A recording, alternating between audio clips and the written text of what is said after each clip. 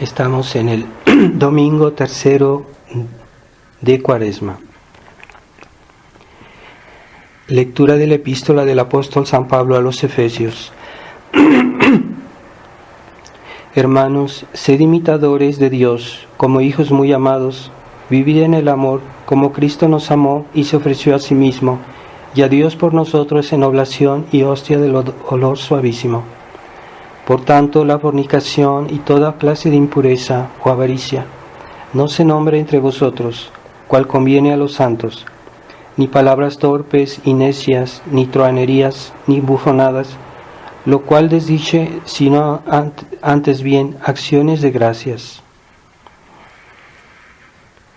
Porque habéis de saber y entender que ningún fornicario o impúdico o avaro, lo cual viene a ser una idolatría, será heredero del reino de Dios, de Cristo y Dios. Nadie os engañe con palabras vanas, pues por tales cosas vino la ira de Dios sobre los incrédulos. No queráis por tanto tener parte con ellos, porque en otro tiempo erais tinieblas, mas ahora sois luz en el Señor. Andad como hijos de la luz, pues el fruto de la luz consiste en la bondad, en toda bondad, justicia y verdad. Continuación del Santo Evangelio según San Lucas. En aquel tiempo estaba Jesús lanzando un demonio, el cual era mudo. Y así que hubo lanzado al demonio, habló el mudo, y se maravillaron las turbas. Mas algunos dijeron: por arte del Belcebú, príncipe de los demonios, expulsa a los demonios. Y otros, para tentarle, le pedían algún prodigio del cielo. Jesús, que veía sus pensamientos, les dijo: todo reino dividido en bandos quedará destruido, y caerá casa sobre casa. Si Satanás está también dividido contra sí mismo, ¿cómo subsistirá su reino? Pues decís que lanzo los demonios en virtud de Belcebú. Y si yo lanzo los demonios por virtud de Belcebú, vuestros hijos por virtud de quién los lanzan. Por tanto, ellos mismos serán vuestros jueces. Mas si con el dedo de Dios lanzo los demonios, ciertamente el reino de Dios ha llegado ya a vosotros. Cuando un valiente armado guarda la puerta de su casa, está seguro todo cuanto posee. Mas si asaltándole otro más fuerte que él le venciere, le quitará todas sus armas en que confiaba, y repartirá sus despojos. El que no está conmigo está contra mí, y el que no recoge conmigo desparrama. Cuando el espíritu inmundo ha salido de un hombre, anda por lugares áridos buscando reposo, y no hallándolo, se dice: volveré a mi casa de donde salí. Y tornando a ella, la encuentra barrida y adornada. Entonces va y toma consigo otros 7 espíritus peores que él, y entrando en ella moran ahí. Y así, el estado de este hombre viene a ser peor que el primero. Así hablaba cuando una mujer del medio del pueblo levantó la voz y exclamó: dichoso el vientre que te llevó y los pechos que te amamantaron. Y él dijo: dichosos más bien los que oyen la palabra de Dios y la practican.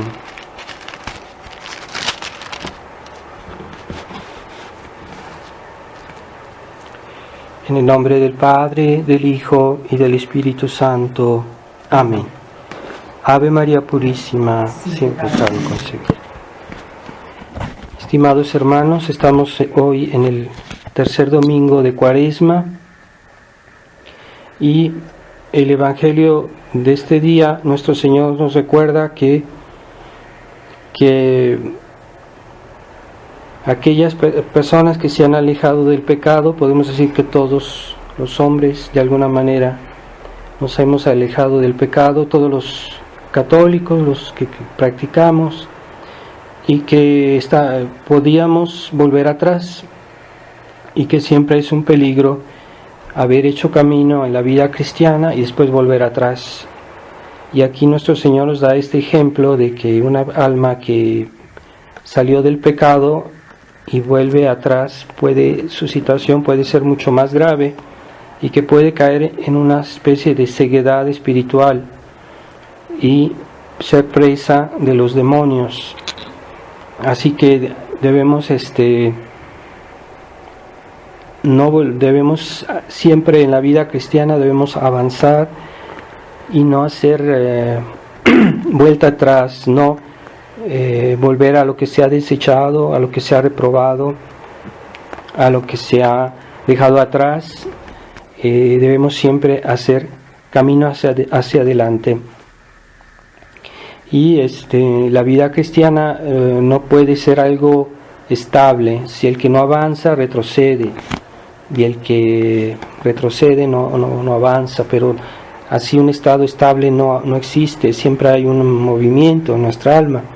Así que es muy peligroso aquellas personas que han decidido pues tener una vida cristiana mediocre y no avanzar más, y que han decidido que no quieren hacer una vida cristiana ferviente, que quieren hacer una vida cómoda, de espíritu liberal, y así quieren permanecer toda su vida. Ellos creen que así van a salvar su alma, que es suficiente, ¿verdad? Que con que salven su alma.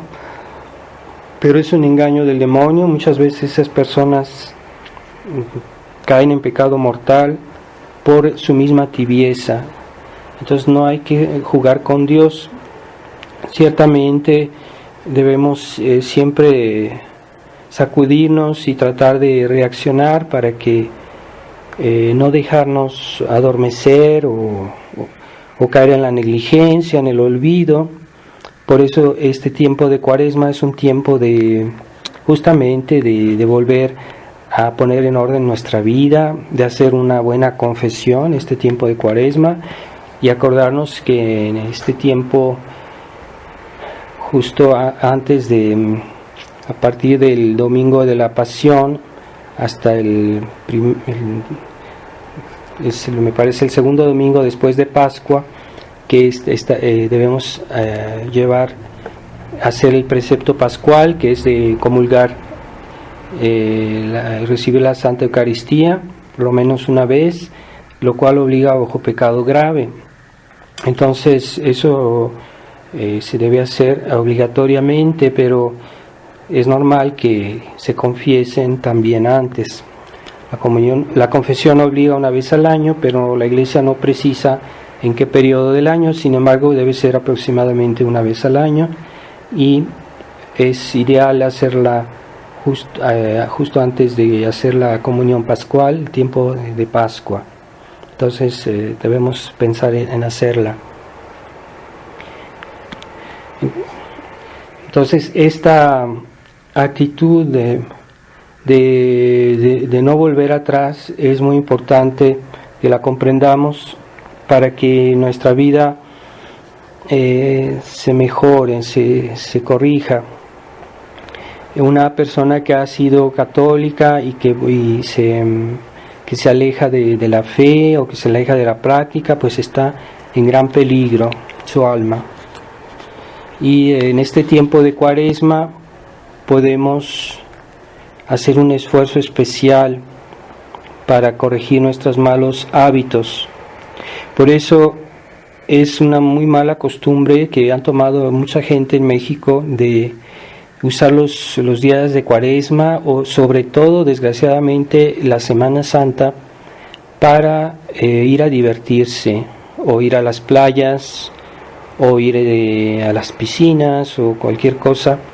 Es como profanar ese día, y además es algo grave, es un pecado que está muy mal, de esos días usarlos para ese tipo de diversiones. Sabemos muy bien que en esos lugares hay muchos pecados, porque la gente está muy mal vestida, porque todo se presta a la diversión, al relajamiento, y es precisamente los días más santos del año, jueves, viernes y sábado santo, en los cuales más se profana aquí en México, se hacen pecados. Eso atrae la ira de Dios. Sin embargo, yo sé que incluso hay tradicionalistas que les gusta ir a la playa, ir a divertirse en tiempo de Cuaresma. El tiempo de Cuaresma es un tiempo de penitencia. Entonces están muy mal de hacer eso ofende a Dios. Además, con los tiempos tan malos que estamos viviendo y todos los pecados que hay en el mundo, la crisis de la iglesia, las amenazas de guerra, de desastres, es tiempo de con más necesidad tenemos de hacer penitencia, de convertirnos y no andar en mundanidades y en ligerezas. Entonces yo desapruebo completamente esos tradicionalistas que se permiten vivir como los mundanos y que van a las playas y que van a esos lugares en tiempo de Cuaresma y peor aún la Semana Santa. Eso ha traído a México muchos castigos y muchos males vienen. En México en otros tiempos se respetaba mucho esos días santos, había mucho respeto por esos días santos y hoy es todo lo contrario. Yo pienso que eso atrae los castigos de Dios sobre la sociedad y lo estamos viendo.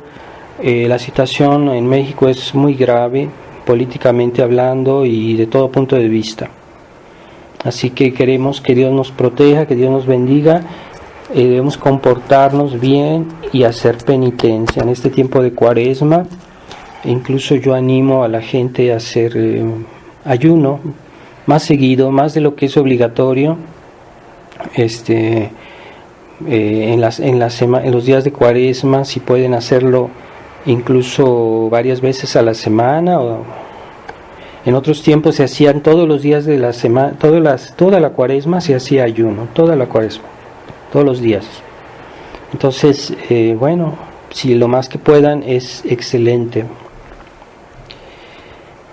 Y también nosotros podemos decir como tradicionalistas que hemos también desechado no solo la vida de pecado, sino también la crisis que está sucediendo dentro de la iglesia y que también la hemos dejado, que la hemos rechazado, que nos hemos alejado de esa nueva moda, de esa corriente modernista que surgió con el Vaticano II, que ya estaba ciertamente en el mundo, que ya estaba en la iglesia, pero que no tenía ese carácter oficial que tiene hoy. Entonces nosotros que pretendemos defender la tradición no podemos volver atrás y aceptar el Concilio Vaticano II o aceptar lo que hemos desechado, aceptar las ideas nuevas que han invadido a la iglesia como una enfermedad, como un cáncer, y debemos permanecer firmes.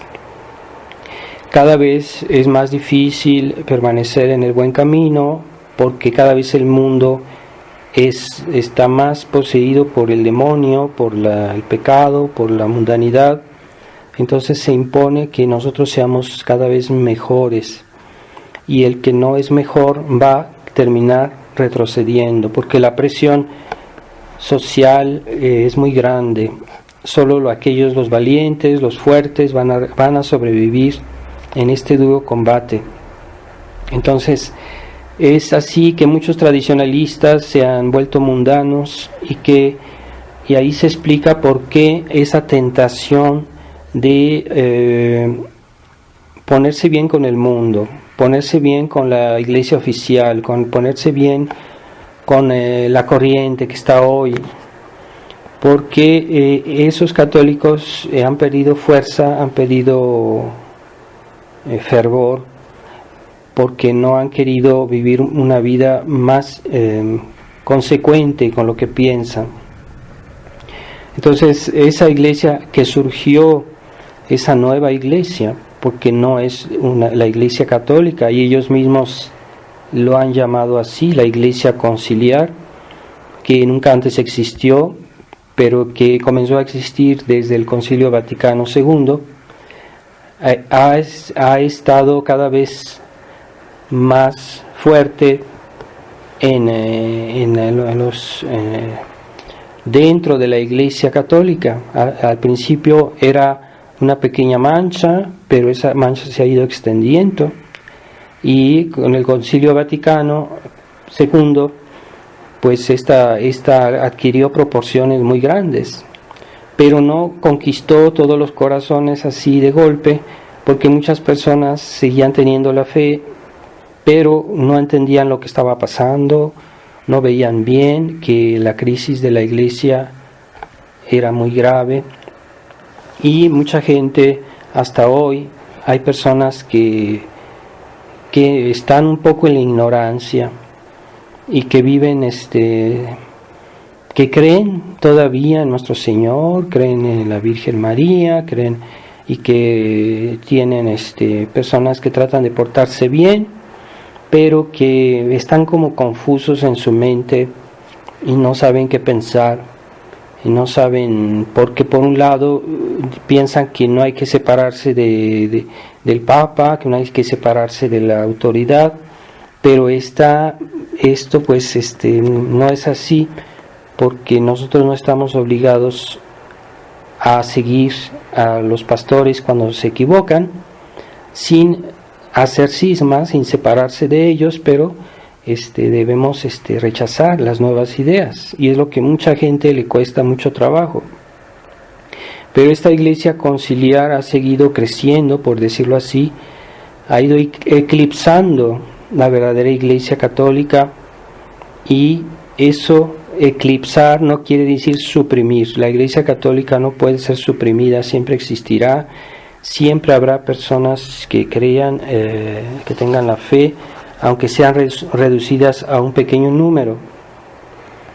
Entonces la Iglesia verdadera, donde está la verdadera fe, pues es ahí donde está la verdadera fe, es lo más importante, es lo que hace que la Iglesia sea una, que la Iglesia sea una sociedad visible, ahí donde hay gente que cree en la verdadera fe de la verdadera Iglesia, ahí está la Iglesia. Y hay personas que creen, tienen la fe de una manera muy general, aunque en ciertos puntos tal vez hayan aceptado algunos errores, pero no saben, no entienden bien que son unos errores. Entonces esas personas puede ser que sigan teniendo la fe, que tengan la fe, pero que no es una fe que está bien orientada, es una fe como desorientada, como incompleta, pero ellos creen así de una manera general, y es suficiente para ser el católico, pero es una situación muy bancal, muy difícil.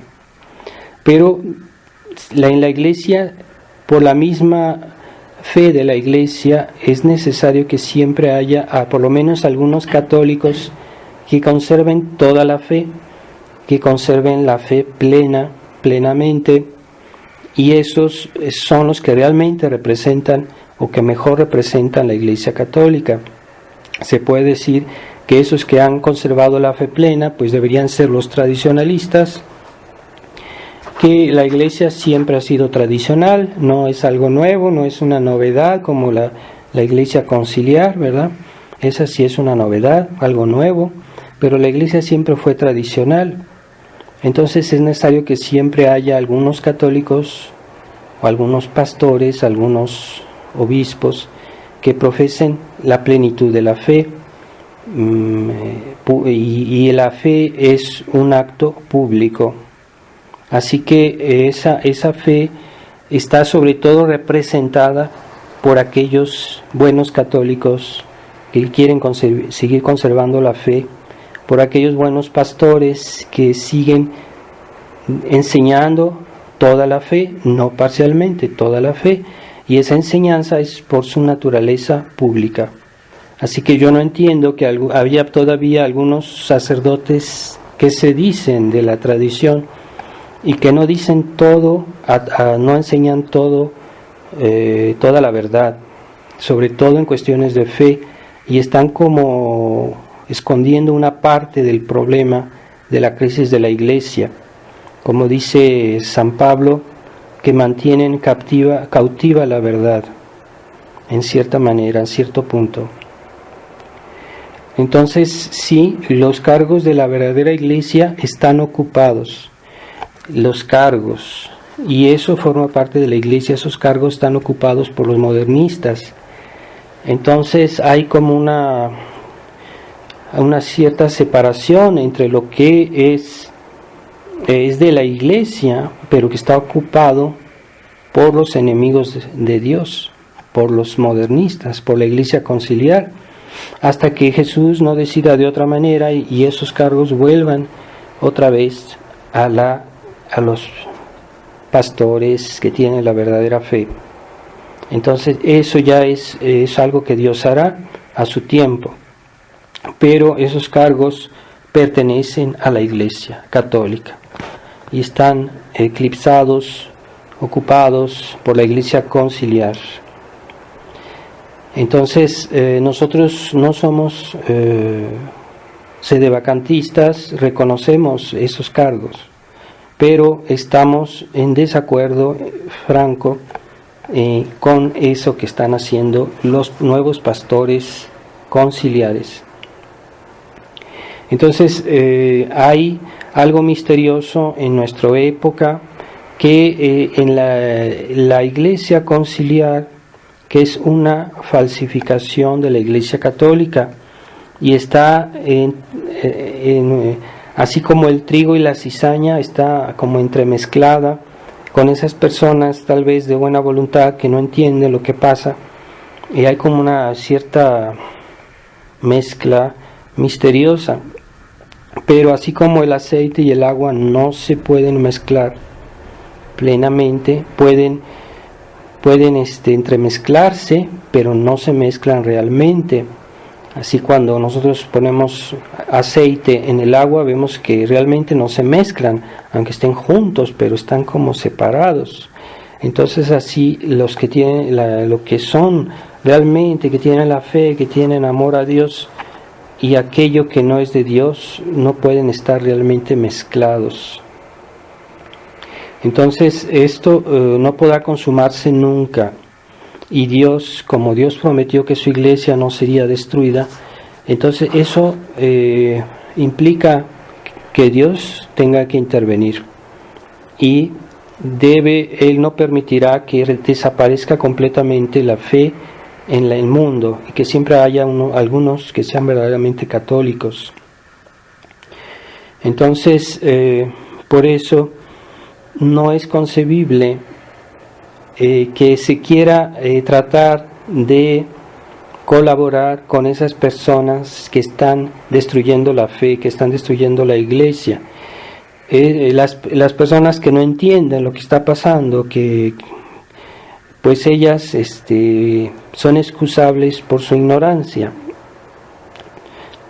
hasta cierto punto que se dan cuenta, pero los que conocen el problema no pueden excusarse de no hacer nada, de no actuar y de no alejarse de esos medios conciliares de la estructura de la iglesia, porque es peligroso estar mezclados.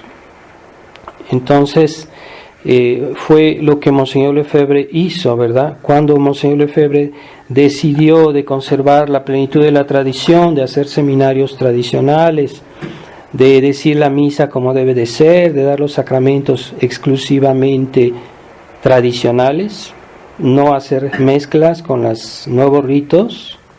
Entonces él tuvo en su tiempo que fundar un seminario en el cual lo suspendieron a divinis, pretendieron excomulgarlo, y Monseñor pues no se inquietó de eso, no se inquietó, y él siguió ese camino diciendo que era necesaria esa separación, porque en los medios conciliares nosotros hubiéramos perdido la fe gradualmente.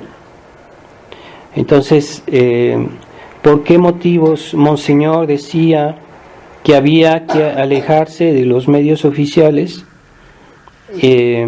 ¿Por qué motivos él decía que no había que hacer acuerdos con Roma? Porque la sumisión comporta inconvenientes, porque las mezclas comportan inconvenientes, porque el silencio que es necesario para hacer un acuerdo comporta inconvenientes también, y la pasividad igualmente. Así que esa sumisión hace que tengamos que aceptar las directivas de aquellos que son enemigos de la tradición, que convivir con las personas que están contagiadas de modernismo, consciente e inconscientemente, eso nos debilita, esas mezclas. El silencio que es necesario al estar dentro de la estructura de la iglesia conciliar, pues ese silencio implica también que se esté haciendo un pecado en no denunciar el mal, y no, sobre todo los pastores que tienen esa misión. Después también la pasividad, el hecho de no hacer nada, hace que los enemigos de Dios, que sí hacen mucho, entonces eso nos afecta. Esas eran las razones por las que Monseñor Lefebvre no quiso hacer acuerdos y escritos, ¿verdad? Pero hoy, con mucha astucia, Monseñor Felé y el padre Schmidberger han querido hacer unos acuerdos prácticos, tácitos, es decir, que no se firme nada, pero que se haga un acuerdo práctico nada más. Porque para muchos tradicionalistas eso de los acuerdos escritos pues es como un espantapájaros, ¿verdad? Dicen, no, es que eso es lo que les da miedo, que haya acuerdos escritos. Pero hoy dijeron, no, es que para que no se asusten los tradicionalistas vamos a hacer algo puramente práctico, y que en sustancia es lo mismo, y que comporta los mismos inconvenientes que Monseñor Lefebvre decía. Por ejemplo, la sumisión, las mezclas, el silencio y la pasividad, ¿verdad? Ahora ya sabemos que aquí en la Ciudad de México todos los archivos de los sacramentos de la fraternidad ya están en la curia. Si no hay acuerdo práctico, pues entonces yo no entiendo. Ya los sacerdotes de la fraternidad tienen permiso de Roma de confesar, de casar, de dar sacramentos, de hacer sacerdotes, de ordenar sacerdotes. Bueno, eso implica un acuerdo, porque Roma ha dado ese permiso. Y eso implica una respuesta que la fraternidad está haciendo de una manera muy solapada, muy encubierta, que ya no se critica a Roma con la misma evidencia que se hacía antes. El silencio, la pasividad, unas ciertas mezclas, ya también fácilmente la fraternidad le prestan iglesias, y hay una sumisión que se está concretizando cada vez más. Entonces, que no nos digan, no, que no hay acuerdos escritos. Sí, no hay acuerdos escritos, esperemos que no los haya secretos, pero hay acuerdos prácticos, y ya están incardinados, porque no se da a ningún sacerdote el poder de confesar o el poder de casar sin tener ya la sumisión, la incardinación. En la Iglesia nunca se ha hecho eso, ni antes ni ahora. Con el nuevo derecho canónico es lo mismo. Entonces sigue sí hay un acuerdo tácito que tiene todos los inconvenientes por los cuales Monseñor Lefebvre no quiso el acuerdo escrito. Así que es un engaño, o sea que tradicionalistas que están esperando que un día se concretice el acuerdo escrito, pues no llegará, tal vez nunca llegue. Pero sí prácticamente ya están dentro de la estructura de la Iglesia conciliar, y ese es el problema, no que esté escrito, que no esté escrito. Entonces si Monseñor a momento dado tuvo que separarse de la estructura de la Iglesia conciliar, Con todo esto, ¿qué quiere decir? Sino que Monseñor Lefebvre se equivocó cuando se separó, que no había razones, porque las razones que él pudo haber dado son mucho menos graves que las que estamos viendo hoy, que la situación es más grave en la iglesia. Ahora se justificaría menos hacer unos acuerdos. Entonces Monseñor se equivocó.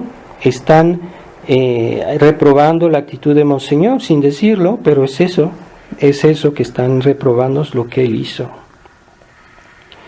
Entonces no hay que pretender que nuestra desobediencia a la iglesia conciliar es un acto cismático, porque nosotros obedecemos a la iglesia tradicional, a la iglesia católica.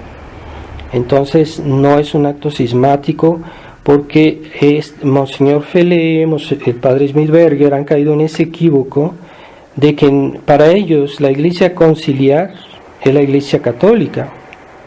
No hacen la separación, la distinción de que la iglesia conciliar no es la iglesia católica, es, como Monseñor Lefebvre decía, es una falsificación de la iglesia católica, la iglesia conciliar.